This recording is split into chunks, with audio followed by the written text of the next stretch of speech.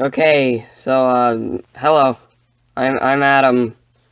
This is Adam's guide to special future tense Spanish verbs. First, we have caber, haber, poder, querer, and saber. For these, the way they work is you drop the a, e, or I from the ar, er, or ir in the word. Next, stick the r back onto the word. Then add the regular future tense conjugations.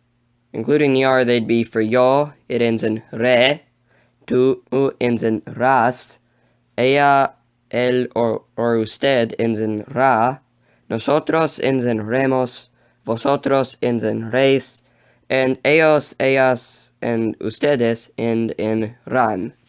Okay, now for the second part. It's with poner, salir, tener, valir, and venir. First, I'm going to briefly explain what the endings and stems of verbs are. Okay, so let's take poner. See how it ends in er? Well, that er could be an ar, an ir, that part doesn't really matter. But what does matter is finding it. Okay, so now, you get rid of it. Let it burn, I don't really care.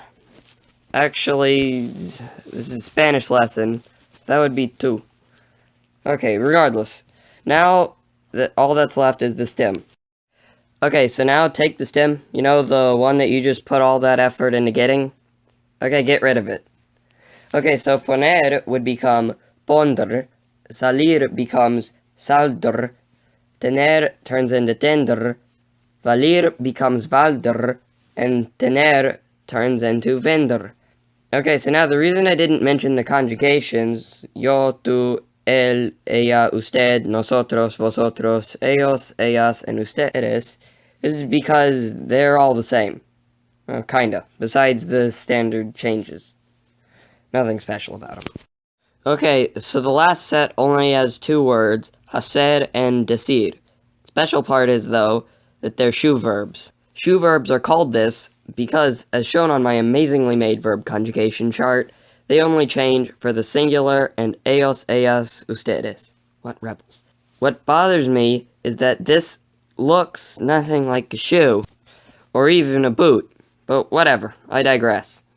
Okay, so for the shoe tenses only, decir becomes dir, and hacer becomes har.